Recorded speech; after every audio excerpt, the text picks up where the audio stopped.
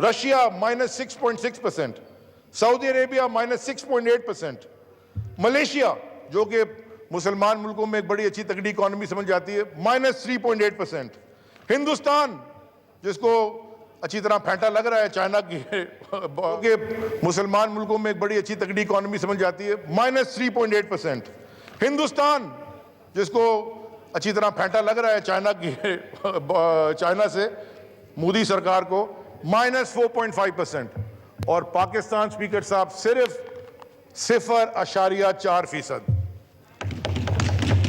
ये डेटा अगर किसी को नजर नहीं आ रहा, ये हमारा नहीं, वर्ल्ड इकोनॉमिक आउटलुक है जो IMF international monetary fund IMF उसका सोर्स है।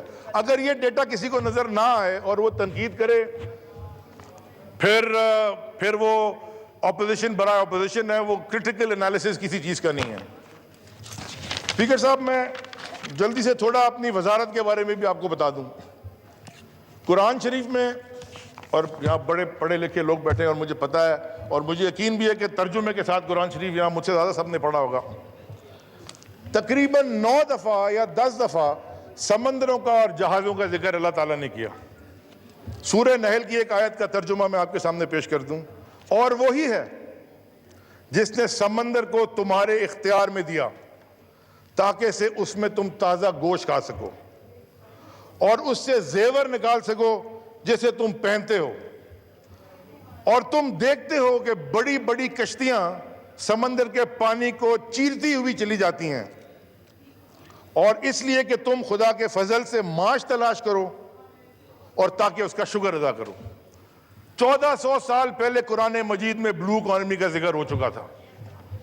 ये ब्लू इकॉनमी कॉन्सेप्ट जो इस मुल्क में कभी आज से पहले हुए ही नहीं थे, कभी किसी ने बात ही नहीं की, और जब मैंने पहली दफा ब्लू इकॉनमी की बात की तो लोग मुझसे बड़े पूछते थे ये क्या चीज है। स्पीकर साहब, जैसे इंडस्ट्रियल इकॉनमी होती है, एग्रीकल्चर इकॉनमी होती है, डिजिटल इकॉनमी होती है, इसी तरह एक ब्लू इकॉनमी भी होती है। तो हमने वजीर बनने के बाद कुछ बड़े ऐसे स्टेप्स लिए जो पाकिस्तान की तारीख में इस मिनिस्ट्री में कभी भी नहीं हुए। पहला स्टेप हमने लिया था कि हमने एक व्हाट्सएप नंबर और एक ईमेल एड्रेस बनाया और हमने इसको पब्लिक कर दिया। जितने लोग मैरीटाइम सेक्टर से रिलेटेड हैं वो डायरेक्टली मुझसे रब्ता कर सकें, मुझे सजेशन दे सकें, अगर कोई इरेगुलरिटी है उसको रिपोर्ट कर सकें। वो मैं डायरेक्ट मॉनिटर करता हूं 3 दफा हफ्ते में बैठ के।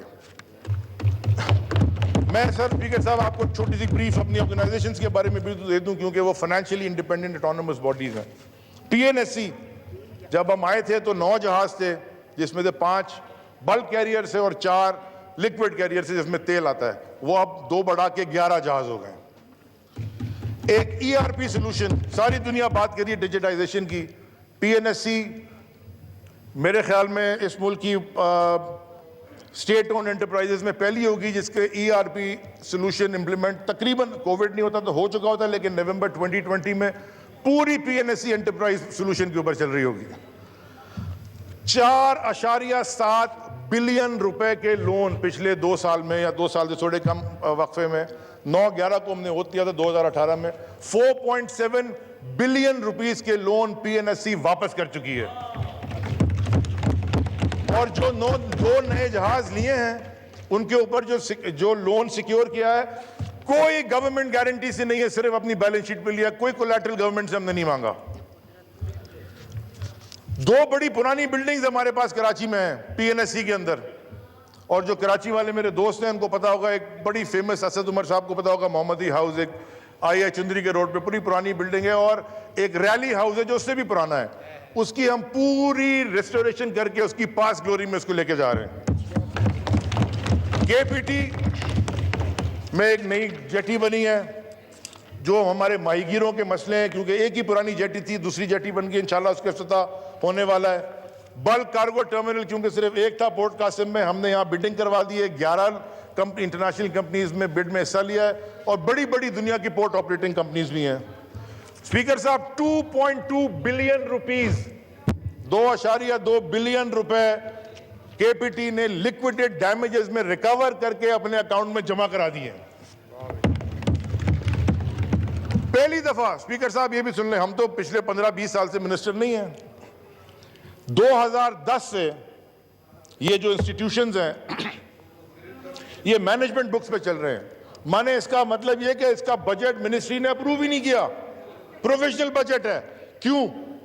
2010 से केपीटी का कभी ऑडिट ही नहीं हुआ था, 2008 से पोर्ट कासिम का कभी ऑडिट नहीं हुआ था।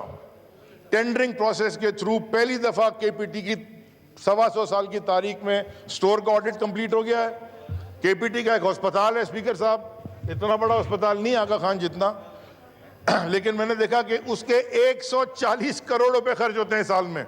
उसका ऑडिट टेंडरिंग प्रोसेस के थ्रू एक फर्म आ गई है, वो उसका शुरू हो गया है और पूरे केपीटी का फाइनेंशियल ऑडिट कंप्लीट होगा और हम पूरी दुनिया में दिखाएंगे कि फाइनेंशियल ऑडिट जब कंप्लीट होता है तो वहां हुआ कि अच्छी चीज हुई वो भी दिखाएंगे और जो शॉर्टकमिंग्स हैं और इरेगुलरिटीज है वो भी दुनिया में दिखाएंगे। पोर्ट कासिम अथॉरिटी स्पीकर साहब, पिछले 2 साल के कंसेक्यूटिव पोर्ट कासिम अथॉरिटी में highest revenue in the history of Port Qasim हुआ है।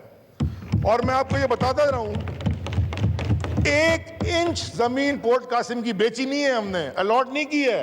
ये ऑपरेशनल रेवेन्यू है, छोटी छोटी चीजें ठीक करके रेवेन्यू बढ़ गया। आज पोर्ट कासिम के जो बैंक रिजर्व्स हैं वो पूरी तारीख में पोर्ट कासिम की कभी इतने नहीं थे। ऑडिट 2008 का शुरू हमने कराया था, 2016 तक कंप्लीट। इंशाल्लाह by the end of the year हम इसको ऑन टू डेट ले आएंगे। नाइट नेविगेशन स्पीकर साहब, आपको पता है, यहां मैं वजारत की बात इसलिए करना चाहता हूं कि लोगों को पता हो, क्योंकि बिजनेस इंडस्ट्री डायरेक्टली रिलेटेड है पोर्ट से। जब जहाज बाहर खड़ा होता है समंदर में, उस पर रोज का 20, 25, 50 हजार डॉलर डैमेज पड़ता है, चूंकि वहां नाइट नेविगेशन छोटी जहाजों की होती थी। हमने ड्रेजिंग करवा के अब बड़े जहाजों की भी नाइट नेविगेशन 2019 में पोर्ट कासिम में शुरू हो गई है। कोविड-19 के अंदर पोर्ट कासिम इस रीजन का वाहिद पोर्ट था जो खुला रह गया। जो इतना बड़ा पोर्ट है बॉम्बे में, वो भी बंद हो गया, जवाहरलाल नेहरू पोर्ट। लेकिन मार्च और अप्रैल के महीने में पोर्ट कासिम ने रिकॉर्ड 270 वेसल्स हैंडल किए हैं, जो कभी तारीख में पाकिस्तान की नहीं हुआ। जो प्राइम मिनिस्टर का ग्रीन पाकिस्तान इनिशिएटिव है, हम पोर्ट कासिम में हमने 1 मिलियन मैनग्रोव्स की प्लांटेशन शुरू कर दी है। एक जो बड़ी 2 बातें मैं आपको बताना चाहूं, एक बड़ी डिटेल स्टडी कंप्लीट की है स्पीकर साहब। उस स्टडी से इंशाल्लाह पाकिस्तान की तारीख की सबसे बड़ी, लेकिन इस रीजन की सबसे बड़ा ड्रेजिंग प्लान अब तैयार हुआ है। तकरीबन $350 मिलियन पे हो जाएगा। और मैं आपको ये बता दूं कि हम फेडरल गवर्नमेंट से कोई पैसे नहीं लेंगे, हम अपनी ऑटोनमस बॉडी है वो हम खुद फंड करेंगे।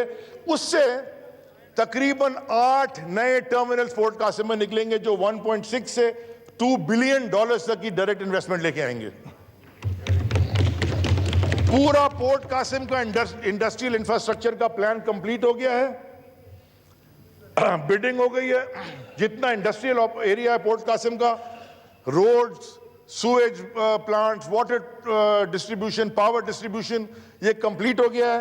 ये रेजिडेंशियल अकोमोडेशन, उनके लिए स्कूल और कॉलेज, एक state of the art sports centre, जिसमें एक फर्स्ट क्लास मैच कराने वाला क्रिकेट ग्राउंड, ऐसा तो मेरे को बड़ी खुशी होगी किसी दिन जब बन जाएगा तो खेलेंगे। $3 बिलियन का वो प्रोजेक्ट हम अब ECC में अप्रूवल के लिए लेके जा रहे हैं। वो प्रोजेक्ट प्लानिंग कंप्लीट हो गई है। Again no funding from the federal government. Gwadar port और आपके दिल के खास करीब, कहते हैं कि सीपेक शुरू मुराद सईद से होता है और खत्म अली जदी पे होता है। मैं कहता हूं सीपेक शुरू अली जदी से होता है और खत्म मुराद सईद पे होता है। एक उधर है रोड और एक इधर है समंदर। स्पीकर साहब, 15 साल से गवादर पोर्ट की एक कंसेशन एग्रीमेंट था, जो कि मिनिस्ट्रियों में फाइलें घूम रही थी। वो कंसेशन एग्रीमेंट 1.25 साल 1.5 साल में लगा।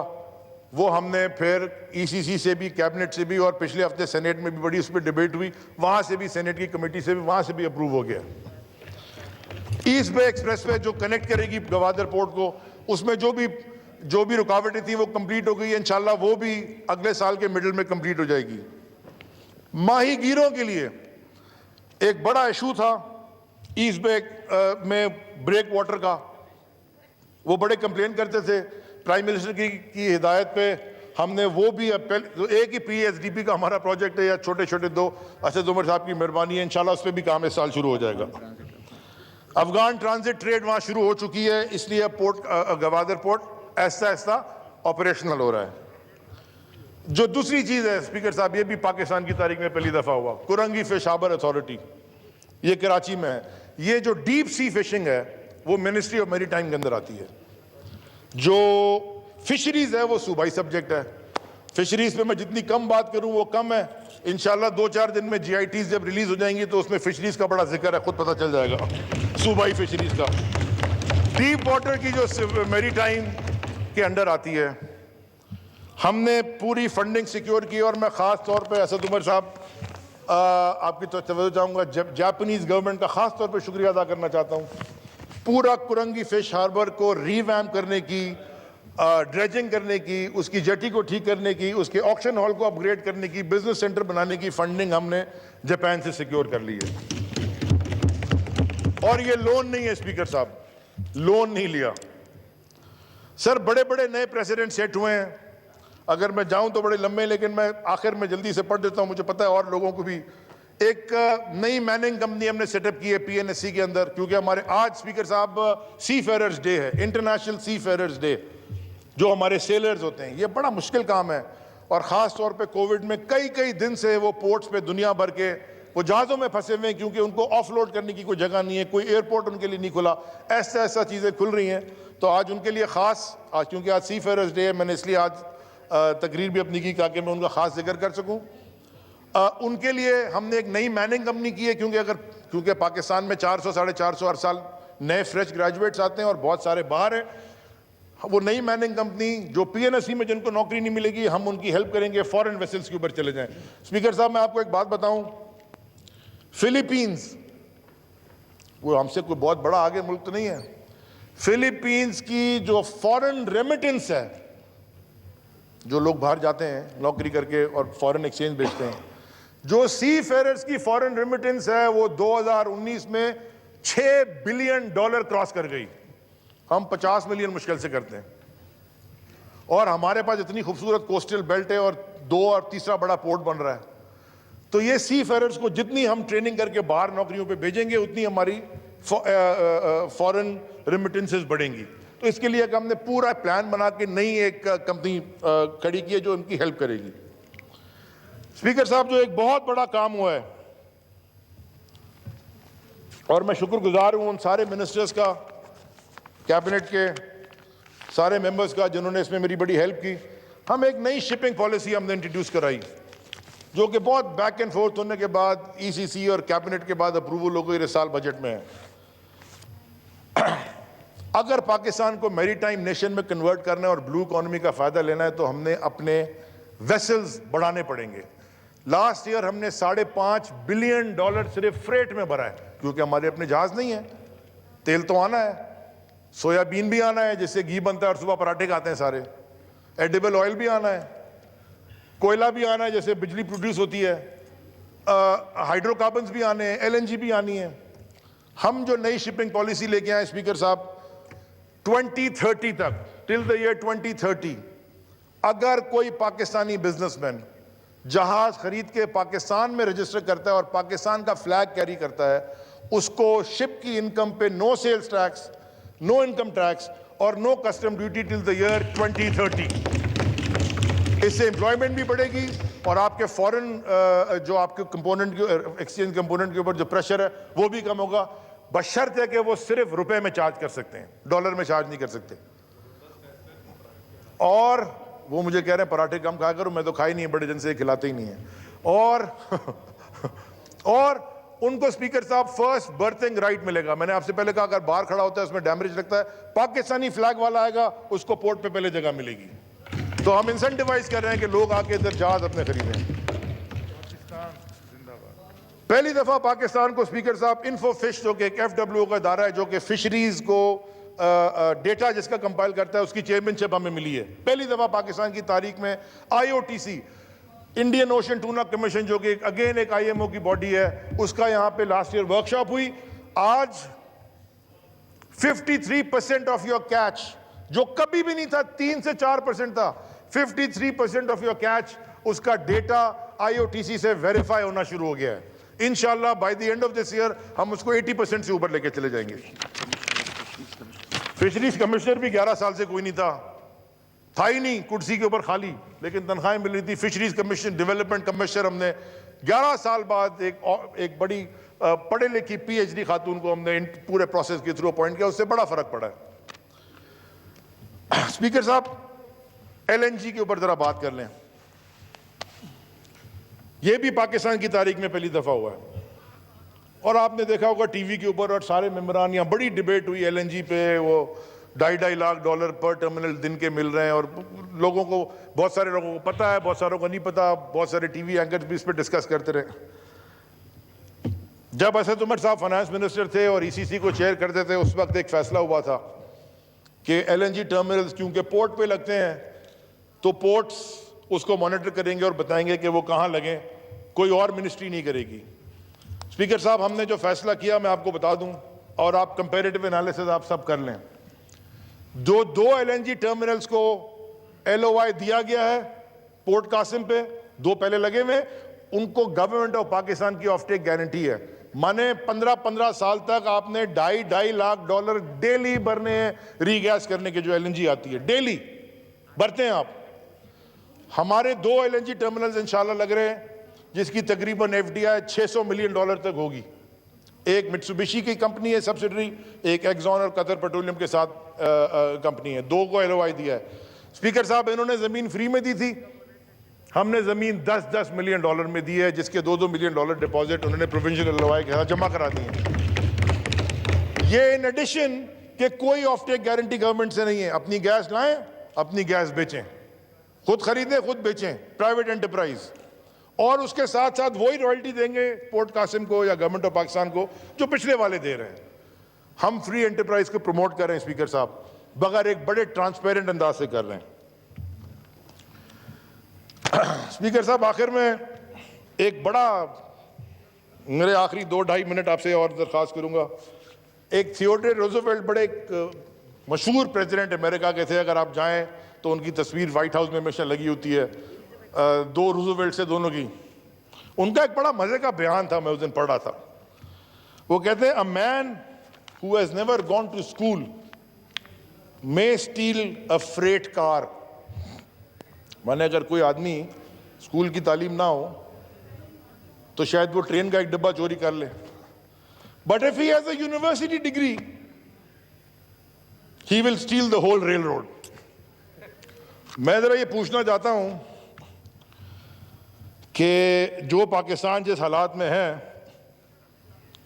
जिसमें हम देखते हैं कि मेरे सूबे में गधा गाड़ी पे लाशें जाती हैं, ठेले के ऊपर बीमार लोगों को एम्बुलेंस बना के ठेलों पे ले जाया जाता है, लोगों की इजारबंद निकाल के अस्पतालों की खिड़की से ड्रिप टांगी जाती है। यह पाकिस्तान की बात कर रहा हूं स्पीकर साहब, मैं आज के पाकिस्तान की। 700-800 साल पुराने ज़माने में तो शायद होता होगा ये, लेकिन मैं आज के पाकिस्तान की बात कर रहा हूं। स्पीकर साहब, ये कौम हम क्या बन गए हैं, इसलिए मेहमानों में आते हैं। कोई ये आज ये व्हाट्सएप का दौर है, अगर ये वीडियो मेरे और आपके पास है तो दुनिया भर में जो पाकिस्तान के दोस्त हैं उनके पास भी है कि ठेले पे लाश जा रही है, गधा गाड़ी पे पेशेंट जा रहा है। और बजट अगर आप देखें सिंध हुकूमत का, एजुकेशन पे, हेल्थ पे, जो भी 18वीं तरमीम के बाद उनके पास है, 85 से 92% नॉन डेवलपमेंट है, तनख्वाहों में जा रहा है। और उसके बाद ये हाल है, जो जो चीजें उसको तो ठीक कर लेते। तकरीर यहां करते हैं हमारे एक मोअज़्ज़िज़ मेंबर कि इससे उधार मांग लिया, उससे उधार मांग लिया, उससे उधार मांग लिया।